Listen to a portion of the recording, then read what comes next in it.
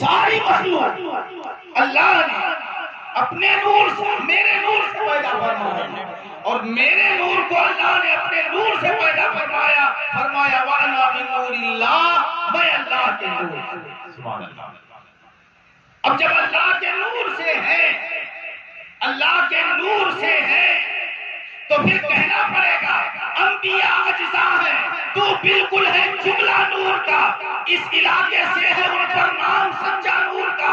جب یہ مہر و ماہ بھی اسی نور کا صدقہ ہے، یہ انبیاء اسی نور کے اجزاء ہیں، تو پھر کہنا پڑے گا تو ہے سایہ نور کا، ہر عزم ٹکڑا نور کا، سائے کا سایہ نہ ہوتا، ہے نا سایہ نور کا۔ اب جب وہ کامل نور سراپا نور بن کر کے آیا تو کسی کی سمجھ میں شاید اتنی بات تھی کہ یہی نور ہے، یہی نور ہے، لیکن میرے امام نے قیامت تک آنے والوں کے لیے یہ پیغام عطا فرمایا، تیری نسل پاک میں ہے نور کا، تو ہے عین نور، تیرا سب گھرانہ نور۔ نعرہ تکبیر، ہاتھوں اٹھا کے جواب دے، نعرہ تکبیر، نعرہ رسالت، عرس شریف غوث اعظم حضور صاحب سجادہ، نعرہ تکبیر، نعرہ رسالت۔ سبحان اللہ، سبحان اللہ۔ تو ہے عین نور، کیا بات ہے، تیرا سب گھرانہ نور کا۔ اب یہ نور وہی تک پوشیدہ نہیں تھا، نسلوں میں چل کر کے آیا، تو پھر مجھے کہنے دیجئے اسٹیج پر رسول پاک کے خاندان میں بیٹھنے والوں کو چہرہ دیکھیے اور خوشبو سونگھ کر کے بتائیے، اور مجھے کہنے دیجئے کہ خوشبو بتا رہی ہے کہ جنت کے پھول ہیں، چہرہ بتا رہا ہے کہ آل رسول ہے۔ سبحان اللہ، سبحان اللہ، سبحان اللہ۔ آل رسول ہے۔ اور جب میں اپنی طرف سے یہ بات نہیں کہتا، چلو ہم سیدنا فاروق اعظم سے پوچھتے ہیں۔ سیدنا فاروق اعظم رضی اللہ تعالیٰ عنہ فرماتے ہیں کہ میں اکثر امام حسین کو سلام کیا کرتا تھا، اور امام حسین کی خواہش رہتی تھی کہ میں عمر کو سلام کروں، خلیفۃ المسلمین ہے، امیر المؤمنین ہے، ان کا دل کہتا تھا میں سلام کروں، لیکن حضرت عمر کبھی انہیں موقع نہ دیتے تھے۔ ایک مرتبہ ایسا ہوا، ایک دیوار کے پیچھے چھپ گئے، حضرت عمر ادھر سے آنے لگے، یہ دیوار کے پیچھے چھپے ہوئے ہیں، لیکن حضرت عمر نے حضرت امام حسین کو دیکھ لیا، اور دیکھنے کے بعد دیوار کے پیچھے آڑ بنا کر کے آئے، اور آنے کے بعد امام حسین کو سلام کیا۔ امام حسین نے فرمایا کہ اے چچا جان، آپ نے کیسے پہچانا کہ میں دیوار کے پیچھے چھپا ہوا ہوں؟ اب جو جواب حضرت عمر نے دیا تھا وہ بھی سنیے اور اس شعر کی تصدیق کیجئے۔ فرماتے ہیں کہ بیٹا حسین، تمہارا چہرہ ہی رسول والا نہیں، خوشبو بھی رسول والی ہے۔ ہائے ہائے ہائے، واہ واہ واہ واہ، سبحان اللہ، سبحان اللہ، کیا بات ہے۔ چہرہ ہی رسول والا نہیں، خوشبو بھی رسول والی، خوشبو بھی رسول والی ہے۔ اب جب رسول والی ہے تو مجھے کہنے دیجئے اثر بھی رسول والا ہی ہوگا۔ کیا بات ہے۔ چہرہ اگر رسول والا ہے، خوشبو رسول والی ہے، تو یہ خوشبویں نسلوں میں آتی ہیں، یہ دیدار مصطفی عکس بن کر کے نسلوں میں سما جاتا ہے، اور پھر اس کے بعد زمانہ یہ دیکھتا ہے، زمانہ ہمیں یہ سمجھاتا ہے کہ اگر پیر کے چہرے میں تمہیں اگر رسول اللہ کی زیارت کرنی ہو تو پھر ایسی صورت میں پیر کی تصویر اپنے دل میں بساؤ، تمہیں بیٹھے بیٹھے یہی مصطفیٰ کی زیارت ہو جائے۔ یہی تو ہمیں ہمارے پیر خانے سے سمجھایا گیا ہے، مراقبہ کرو، تصور پیر کا رکھو، یہ تصویر ہٹے گی مصطفیٰ کا جلوہ آئے گا، اور جب وہ تصویر ہٹے گی تو خدا کا جلوہ نظر آئے گا۔ سبحان اللہ۔ یہی تو سمجھایا ہے ہمارے پیر خانے، یہی سمجھایا پیر خانے۔ اب آئیے قرآن کی ایک آیت کریمہ سنتے چلیے۔ وَلَمَّا جَاءَ مُوسَىٰ لِمِيقَاتِنَا وَكَلَّمَهُ رَبُّهُ قَالَ رَبِّ أَرِنِي أَنظُرْ إِلَيْكَ۔ موسیٰ علیہ السلام کا ایک مطالبہ تھا، اے میرے اللہ، میں تجھے دیکھنا چاہتا، یہ میری کیفیت جو دیکھ رہے ہیں نا آپ، یہ شاید نسبت کا اثر ہے. میں کوئی پیشہ ور مقرر نہیں ہوں، میں بالکل پیشہ ور مقرر نہیں ہوں. میں جذبات میں کبھی کبھی نکل جاتا ہوں تو پھر لہجہ بولنے والا جو ہوتا ہے وہ بیٹھ جاتا ہے، پھر بولنے کی ہمت نہیں پڑتی.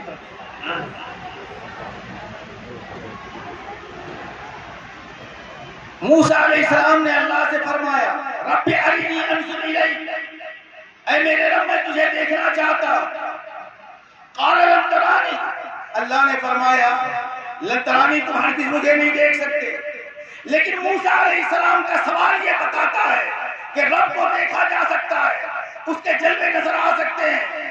قال لن ترانی ولکن انظر الی الجبل، فرمایا کہ اگر تم مجھے دیکھنا چاہتے ہو تو موسیٰ ایسا کرو، ڈائریکٹ نہیں دیکھ سکتے، ڈائریکٹ تم میرا جلوہ نہیں دیکھ سکتے، میرا دیدار نہیں کر سکتے، لیکن مولا مجھے دیکھنا ہے تو کیسے دیکھوں؟ فرمایا ایک کام کرو وَلَكِنْ انظُرْ إِلَى الْجَبَلِ، اس پہاڑ کی طرف دیکھو، اس پر میں ایک تجلی ڈالتا ہوں، اگر نگاہ ٹھہر گئی تو دیکھ لینا. لیکن میں اس پر تفصیلی تبصرہ نہیں کرنا چاہتا. میں جس پہلو پر آپ کی توجہ چاہتا ہوں وہ یہ ہے کہ اللہ نے بھی یہ بات قرآن کے ذریعے سے ہمیں سمجھائی کہ اگر نظارہ کسی اور کا ہو تو کسی اور جگہ دیکھا جا سکتا ہے. کیا بات ہے، کیا بات ہے. نظارہ کسی اور کا ہو، دکھایا کہیں اور جا سکتا ہے. نظارہ کوئی اور ہو، دکھ کہیں اور سکتا ہے. اب موسیٰ علیہ السلام کی آنکھوں میں وہ تاب نہ تھی کہ دیدار الہی کو دیکھتے، اور پہاڑ کے اوپر دیکھا تو قرآن کہتا ہے فَخَرَّ مُوسَىٰ صَعِقًا، موسیٰ علیہ السلام خش کھا کر کے زمین پر آ گئے. لیکن یہاں سے میں ایک نتیجہ نکال کر کے جو میری سمجھ میں آیا وہ میں آپ کے سامنے رکھنا چاہتا ہوں. جلوہ تھا خدا کا، پہاڑ اس کا عکس بنا، موسیٰ علیہ السلام کی نگاہ تھی. لیکن اب مجھے بتائیے کہ اگر خدا کا جلوہ پہاڑ کے اوپر نظر آ سکتا ہے تو کیا مصطفیٰ کا جلوہ ان کے آنے والی نسلوں میں سید غلام رسول ہوں یا سید عبد الودود ہوں یا ان کے آنے والی نسلوں میں کیا یہ جلوہ دیکھا نہیں جا سکتا؟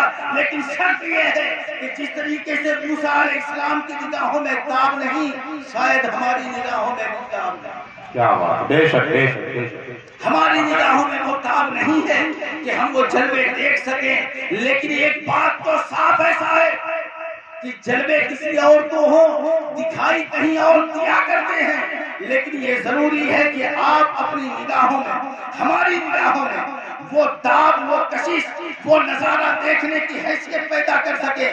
تو پھر اس کے بعد یہ جلوے نہیں نظر آئیں گے.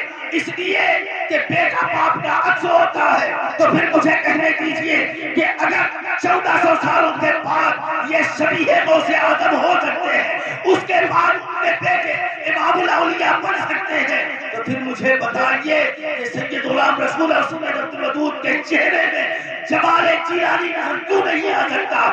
جلوہ اولیاء دکھائی کیوں نہیں آ سکتا؟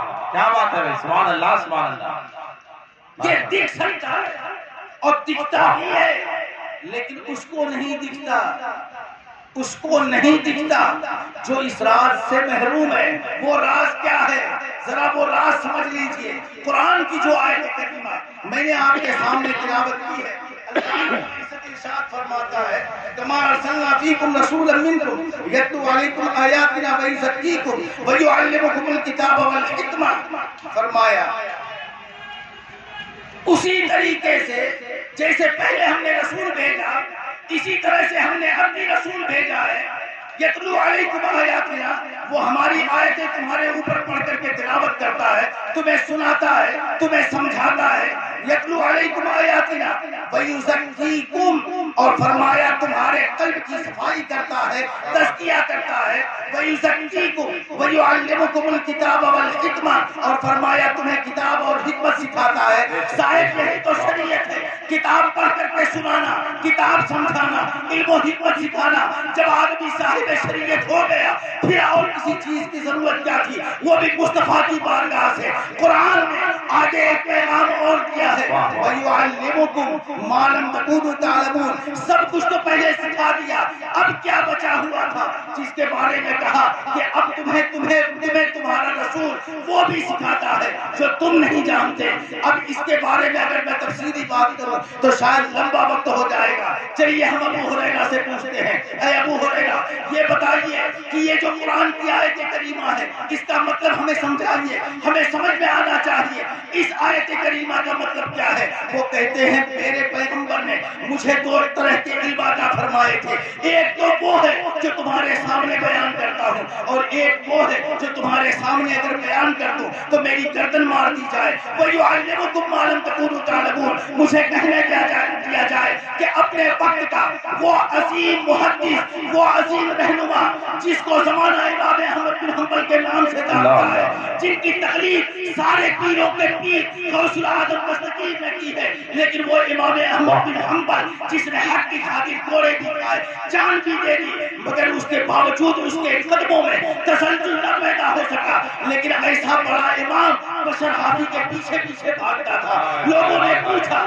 کہ یہ بتاؤ کہ بشر حافی کے پیچھے کیوں بھاگتے ہو، تم اتنے بڑے امام ہو، زمانہ تمہاری تقلید کرتا ہے، تمہارے پیچھے پیچھے چلتا ہے، یہ بتاؤ کہ تم جو ہے بشر حافی کے پیچھے کیوں بھاگتے ہو۔ تو انہوں نے ایک جواب دیا اور بڑا اچھا جواب دیا، اگر ہمیں بھی سمجھ میں آ جائے تو ہمیں آج بھی یہ ضرورت محسوس ہوگی کہ جن کے پاس پیر ہے سبحان اللہ، لیکن جن کے پاس پیر نہیں ہے انہیں یہ سمجھ میں آ جانا چاہیے کہ اس دنیا میں رہنے کے لیے پیر کی ضرورت کیوں ہے۔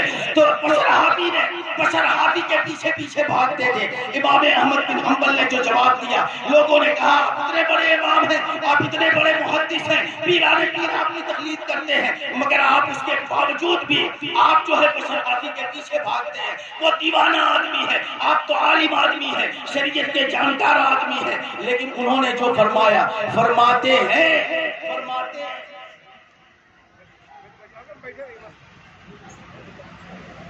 درود شریف پڑھ لیں، اللہم صلی یا رسول اللہ صلی اللہ علیہ وسلم کا سب سے بڑا محدث ایک دیوانے کے پیچھے بھاگ رہا ہے۔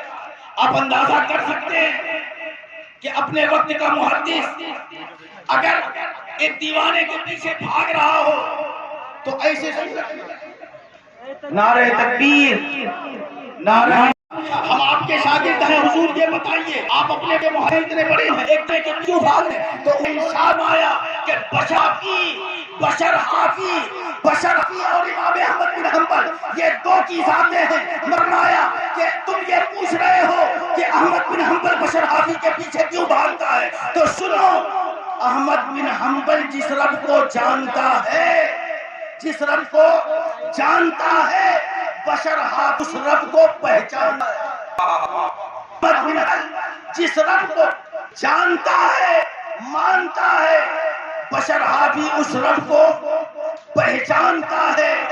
یہی پہچان کروانے کے لیے وَيُعَلِّمُكُمْ مَا لَمْ تَكُونُوا تَعْلَمُونَ ہے، وَيُعَلِّمُكُمْ مَا لَمْ تَكُونُوا تَعْلَمُونَ۔ آپ نے شریعت سمجھ لی، مسائل جان لیے، نماز پڑھنے کا طریقہ آ گیا، خدا تک کیسے پہنچیں گے؟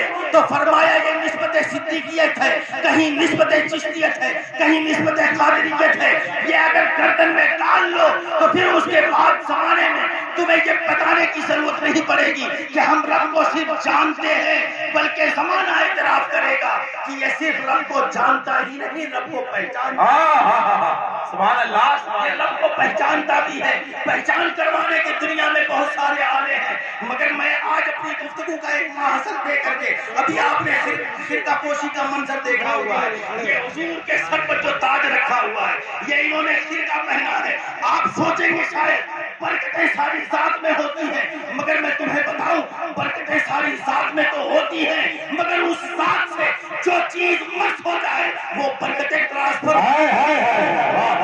ہو کر کے اس دن پہنچ جاتی ہے. آئیے قرآن اٹھاتے ہیں، قرآن اٹھاتے ہیں. قرآن ہمیں یہ کہتا ہے کہ جب بھائیوں سے یوسف علیہ السلام نے پوچھا تھا والد کا حال کیا ہے، تو انہوں نے کہا تھا کہ یوسف کے غم میں روتے ہوئے ان کی آنکھیں چلی گئی تھی. آپ نے کیا کیا تھا؟ اپنا قمیص، اپنا کرتا اتارا. اپنا کرتا اتارنے کے بعد بھائیوں کو دیا اور لے جانے کے بعد کہا میں نہیں جاؤں گا، میرے اندر تو ساری برکتیں ہیں، مگر میرے جسم سے لگا ہوا ایک کپڑا ہے، اسے لے کر کے جاؤ، ابا کی آنکھوں پر لگا دینا، آنکھیں روشن ہو جائیں گی. اور ہوا بھی یہی. قرآن کہتا ہے فلما ان جاء البصیر القاه على وجهه فارتد بصیرا. فرمایا جب وہ قمیص لے کر کے آئے، وہ کپڑا لے کر کے آئے جو ایک نبی کے جسم سے لگا ہوا تھا، تو جب وہ کپڑا لے کر کے آئے، وہ جو برسوں سے آنکھوں کی روشنی ختم ہو چکی تھی، جیسے ہی اس کپڑے کو لگایا آنکھیں روشن ہو گئی. آنکھیں روشن ہو گئی. اس کا مطلب سمجھتے ہو کہ اگر کسی برکت والی ذات سے کوئی چیز ٹچ ہو جائے اس میں بھی برکتیں پیدا ہو جاتی ہیں. چلے اگر آپ کو اتنی سی بات نہ سمجھ میں آئی ہو تو چلے آئیے آگے بڑھتے ہیں. اور آگے بڑھنے کے بعد اور بھی ہمارے سامنے بہت ساری برکات کا ظہور ہے، ہم وہ بھی دیکھتے ہیں. اور اس کے بعد حضرت محمود غزنوی کا واقعہ ہے. حضرت محمود غزنوی کسی ہندوستان کی سرزمین پر حملہ کرتے ہوئے تھک گیا مگر فتح یاب نہ ہو سکا. لیکن آپ جانتے ہو خواجہ ابوالحسن خرقانی کے پاس پہنچا اور جانے کے بعد کہا حضور دعا فرما دے، دعا فرما دے فتح یاب ہو جاؤ. خواجہ ابوالحسن خرقانی نے اپنا یہی جبہ اتارا اور اتارنے کے بعد حضرت محمود غزنوی کو دیا اور کہا لے کر کے جا، اس جبے کو اپنے سامنے رکھنا، 2 رکعت نماز پڑھنا، پھر جو تو دعا مانگے گا اللہ قبول فرما لے گا. پھر ہوا بھی یہی. جب اس کو سامنے رکھا تو اس کے بعد اس کی دعا قبول ہو گئی، ہندوستان پر فتح یاب ہو گیا. لیکن جب وہ واپس آیا خوشخبری سنانے کے لیے کہ چلو خواجہ ابوالحسن خرقانی کو خوشخبری سناتے ہیں کہ آؤ حضرت آپ کی دعا سے یہ جو ہے مجھے فتح یابی مل گئی ہے. لیکن جب اس نے خوشخبری سنائی اور یہ کہا کہ میں نے ہندوستان پر فتح یابی کی دعا مانگی تھی، آپ نے فرمایا اگر اس جبے کو تو اپنے سامنے رکھ کر کے یہ دعا کرتا اے اللہ پورے دنیا میں اسلام کو غلبہ دے دے اور ساری زبانوں پر کلمہ جاری فرما دے، تو فرمایا اس جمعے کی برکت یہ تھی اللہ تیری دعا قبول فرما لے. سبحان اللہ سبحان اللہ سبحان اللہ. یہ جو جبہ پہن کے بیٹھے ہوئے شاید آپ یہ سمجھے یہ دادا حضور کی امانت ہے، یہ والد صاحب کی امانت ہے، مگر نہیں، یہ سید کل کابلی کی امانت ہے. اور یہ ان سے پیران پیر سے ہو کر کے اور اس کے بعد اہل سلسلہ سے ہو کر کے یہ برکتیں لے کر کے بیٹھے ہوئے ہیں. پھر میں آپ سے ایک جملہ کہنا چاہتا ہوں اور اس جملہ کہنے میں حق بجانب ہوں. اگر لباس کی برکتیں دیتا ہے، ذات کی برکت والی ہو تو اس سے ٹچ ہو کر کے لباس بھی برکت والا ہو جاتا ہے. تو پھر مجھے بتائیں اہل سلسلہ کا فیض آج اس جبے میں ہے اور جو جبہ پہن کے بیٹھا ہے وہ سرابہ خیر و برکت ہے. واہ واہ واہ سبحان اللہ. نعرہ تکبیر، نعرہ رسالت.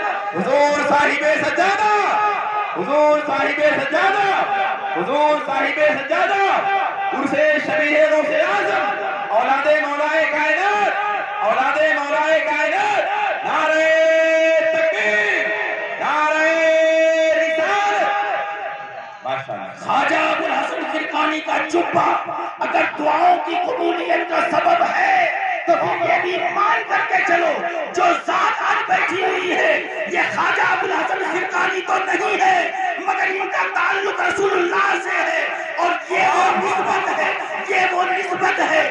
سرکار نے فرمایا کہ سارے خاندان کے تعلقات اس دنیا میں ختم ہو جاتے ہیں مگر فرمایا میری نسبت اس دنیا میں بھی کام آئے گی، قبر میں بھی میدان محشر میں بھی کام آئے گی. پھر مجھے کہنے دو کہ صاحب اگر خواجہ ابوالحسن خرقانی کا جبہ اگر وہ دعاؤں کی قبولیت کا سبب ہے، آج نسل رسول میں آل رسول تمہارے سامنے بیٹھا ہوا ہے اور ہمیں یہ کہنے کی ضرورت نہیں ہے کہ اگر جبہ سامنے ہو تو دعا قبول ہو جائے.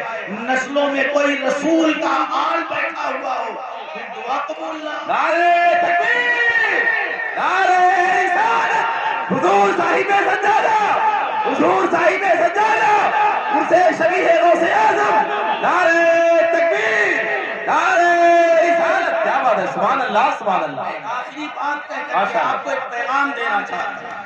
وہ پیغام یہ ہے کہ صاحب ہمارے اندر کوئی کمال نہیں، آپ کے اندر کوئی کمال نہیں ہے۔ یہ اسٹیج پر بیٹھے ہوئے لوگ ہو سکتا ہے کہ صاحب حیثیت ہوں، بڑے کمال والے ہوں، مگر نہیں، نسبت ایک ایسی چیز ہے جو بندے کو باکمال بنا دیتی ہے۔ نسبت ایک ایسی چیز ہے جو بندے کو صاحب کمال بنا دیتی ہے۔ تو پھر مجھے کہنے دیجئے اور میں اپنی گفتگو سمیٹ کر کے ایک بات کہنا چاہتا ہوں اور ایک آخری پیغام دینا چاہتا ہوں، اور وہ یہ ہے، یہ الگ بات ہے خاموش پڑے رہتے ہیں، یہ الگ بات ہے خاموش پڑے رہتے ہیں، پھر بھی جو لوگ پڑے ہیں وہ بڑے رہتے ہیں۔ ایسے آقاؤں سے ملتا ہے ہمارا شجرہ جن کے قدموں میں کئی تاج پڑے رہتے ہیں۔ وما علینا الا البلاغ۔ السلام علیکم۔